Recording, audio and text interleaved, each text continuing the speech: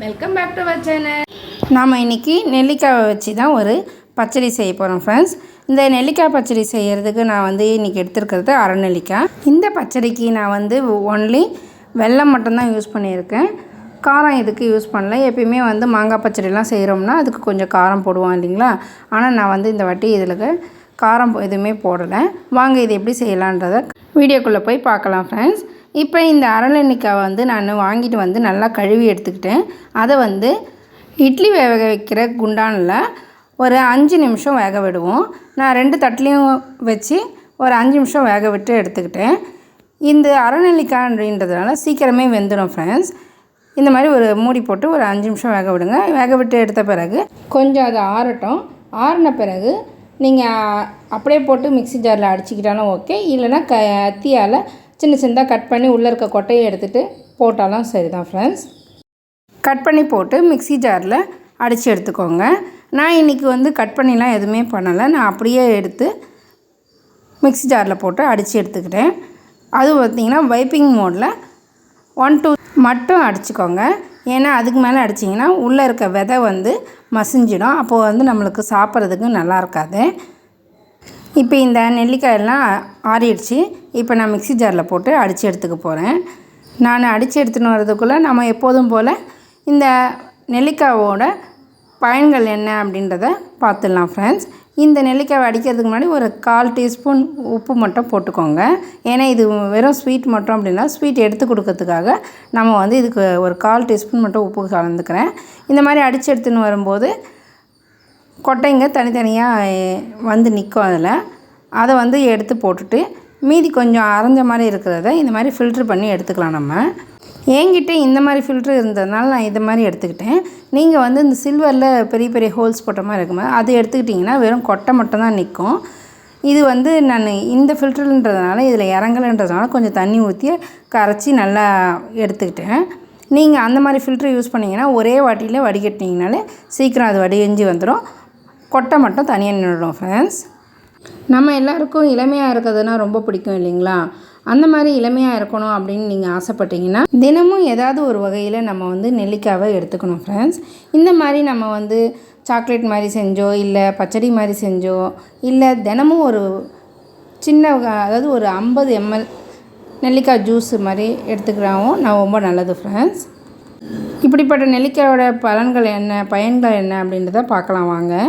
கொஞ்சம் அதிகமான புளிப்பு, கொஞ்சம் இனிப்பு, எஞ்சிய துவர்ப்பு, சற்று கசப்பு அப்படின்னு இருக்க இந்த நெல்லிக்காய் ஒரு ராஜக்கனியாக திகழுது ஃப்ரெண்ட்ஸ். இந்த நெல்லிக்காய் மட்டும் நம்ம வெட்டி சாப்பிட்டாலும் இல்லை வேக வச்சு சாப்பிட்டாலும் எப்படி சாப்பிட்டாலும் அதனுடைய சத்துக்கள் போகாது. இது பார்த்திங்களா, இப்போ நல்லா தண்ணிலாம் வடிகிட்டு அந்த கொட்டையெல்லாம் வந்துடுச்சு ஃப்ரெண்ட்ஸ். என்றும் 16 இருக்கிறதுக்கு இந்த நெல்லிக்காய் உதவும் அப்படின்னு சொல்லிட்டு ஆயுர்வேதத்தில் சித்தர்கள் கூறியிருக்கிறாங்க. இந்த நெல்லிக்கனி பார்த்திங்கன்னா யுனானிலையும் ஆயுர்வேதத்துலேயும் மருத்துவங்களில் பெருமளவு நெல்லிக்காயை பயன்படுத்தி வருகிறார்கள் ஃப்ரெண்ட்ஸ். இந்த பச்சடி செய்கிறதுக்கு நான் இப்போ வச்சுருக்கேன் பார்த்திங்களா, இந்த கப்பால் 1 கப்பு வெல்லம் எடுத்துக்கிட்டேன். அதுக்கு ஒரு அரை கப்பு தண்ணி எடுத்து அதை கொஞ்சம் கரையிற அளவுக்கு இருந்தால் போதும். கம்பி பதெல்லாம் எதுவும் வர வேண்டாம். இந்த மாதிரி நல்லா கரைச்சி விட்டுக்கோங்க. கரைச்சி விட்டு அதில் கல்லுலாம் எதுவும் இல்லாமல் வடிகட்டி எடுத்துக்கோங்க அந்த தண்ணியை. திரும்பவும் அதே பாத்திரத்தில் அதே தவாயில் தான் நம்ம இந்த பச்சடியை செய்ய போகிறோம். இந்த நெல்லிக்காய் ஜூஸை தினமும் நம்ம காலையில் வெறும் வயிற்றில் குடிக்கிறதுனால ரொம்ப பயன் உள்ளது ஃப்ரெண்ட்ஸ். நெல்லி மரத்தோட பட்டை, வேர், இலை, பூ அனைத்திலுமே மருத்துவ பயன்கள் அதிகமாக இருக்குது ஃப்ரெண்ட்ஸ். இந்த நெல்லிக்காவை பார்க்கும்போது நிறைய பேருக்கு சின்ன வயசு ஞாபகம் வர்றதுக்கு வாய்ப்பு இருக்குது. ஏன்னா சின்ன வயசில் இது விற்பாங்க. அதில் நம்ம கொஞ்சமாக உப்பு மிளகாத்தூளும் போட்டு கொடுப்பாங்க. அதை அப்படியே தொட்டு தொட்டு சாப்பிடும்போது ரொம்ப டேஸ்ட்டாக இருக்கும். யாரெல்லாம் அது மாதிரி சாப்பிட்ருக்கீங்கன்னு சொல்லிட்டு சொல்லுங்கள். இப்போ நான் அதே தவாயில் நான் எடுத்து வச்சுருந்தேன் இல்லைங்களா நெல்லிக்காய் ஜூஸ், அந்த தண்ணி கொஞ்சோண்டு எடுத்துக்கிட்டேன். அது கூடவே இந்த வெல்லத்தையும் வடிகட்டி வச்சுருந்த வெல்லத்தை ஆட் பண்ணி ஒரு கலக்கிட்டோம்னா நம்ம கொஞ்சம் லைட்டாக சுண்ட வரும். அந்த நேரத்தில் நம்ம எடுத்து வச்சுருக்கிற அந்த விழுதையும் இதில் ஊற்றி கலக்க போகிறோம் ஃப்ரெண்ட்ஸ். இந்த நெல்லிக்காயில் 80% நீர்ச்சத்து நிறைந்திருக்குது ஃப்ரெண்ட்ஸ். இதனோட புரதச்சத்து, மாவுச்சத்து, நார்ச்சத்து, வைட்டமின், இரும்புச்சத்து, பாஸ்பரம், carotene, polyphenol, vitamin B complex நிறைந்திருக்கிறது ஃப்ரெண்ட்ஸ். ஏழைகளின் ஆப்பிள் என்றும் வர்ணிக்கப்படுகிறது இந்த நெல்லிக்காய். ஆப்பிளை விட அதிக அளவு சத்துக்கள் கொண்டிருக்கிறதுனால இதை வந்து ஏழைகளின் ஆப்பிள் அப்படின்னு சொல்கிறாங்க. 100 கிராம் நெல்லிக்கனியில் இருக்கிற சத்து பார்த்திங்கன்னா 20 ஆரஞ்சு பழத்தை விட வைட்டமின் சி சத்து அதிகம் இருக்குது. ஆப்பிளை விட 3 மடங்கு புரத சத்து இருக்குது ஃப்ரெண்ட்ஸ். உடலில் இரும்பு சத்து கிரகிக்கிறதுக்கு இந்த நெல்லிக்காய் வந்து ரொம்ப யூஸ்ஃபுல்லாக இருக்குது. இப்போ இதில் நெல்லிக்காய் அரைச்சி வச்சுருந்த அந்த விழுதையும் இது கூட ஆட் பண்ணி நல்லா கலக்கி விட்டுக்கோங்க. நல்லா கொஞ்சம் மீடியம் தீயிலே வச்சுக்கோங்க ஃப்ரெண்ட்ஸ். நல்லா கைவிடாமல் இது பண்ணிக்கிட்டே இருங்க. ஏன்னா வந்து அடியில் கொஞ்சம் லைட்டாக பிடிக்கிறதுக்கு வாய்ப்பு இருக்குது. கொஞ்சம் நல்லா கொதித்து வந்த பிறகு கொஞ்சமாக நெய் விட்டுக்கோங்க. நீங்கள் இதில் வந்து தேங்காய் பூவோ இல்லை எதனா கொடுத்து உடனே காலி ஆகிடும் அப்படின்னா தேங்காய் பூவோ இல்லை முந்திரி பருப்பு இதை மாதிரி எதனா போட்டுக்கூடும், துருவி போட்டுக்கூடும் பசங்களுக்கு கொடுக்கலாம். இல்லை நீங்கள் கொஞ்சம் நாளைக்கு வச்சுருந்து சாப்பிட்லாம் அப்படின்னா இதே மாதிரி எடுத்து வச்சிட்டிங்கன்னா ஒரு 3 மாதம் இல்லை 6 மாதத்துக்கு கூட இந்த நெல்லிக்காய் பச்சடி அப்படியே இருக்கும். இது வந்து இதில் நீங்கள் காரம் போட்டு கூட செஞ்சுக்கிட்டிங்கன்னா ஒரு 15 நாளைக்குள்ளேயே காலி பண்ணிடுற மாதிரி செய்யணும். இந்த மாதிரி வச்சுருக்கும்போது இது வந்து ரொம்ப நாளைக்கு நல்லாயிருக்கும் ஃப்ரெண்ட்ஸ். ஓய்வே இல்லாமல் உழைக்கிற ஒரு உறுப்பு அப்படின்னு பார்த்திங்கன்னா இதயம்தான். அந்த இதயத்துக்கு நெல்லியில் இருக்கும் குரோமியம் சத்துக்கள் இதயம் சம்பந்தமான பாதிப்புகள் வராமல் தடுக்கிறது ஃப்ரெண்ட்ஸ். இதய தசைகளை வலுவாக்குகிறது, இரத்த ஓட்டத்தை சீராக்குது, இதய வாழ்வுகளில் இரத்த குழாய்களில் ஏற்படும் அடைப்புகளையும் சீராக வைக்கிறது இந்த நெல்லிக்காய். மாரடைப்பு வருவதை தடுக்கிறது, இதயத்துக்கு வலு கொடுக்கிறது ஃப்ரெண்ட்ஸ் இந்த நெல்லிக்காய் ஜூஸு. இப்போ நல்லா கடாயில் ஒட்டாமல் உருண்டு வருது பாருங்கள்.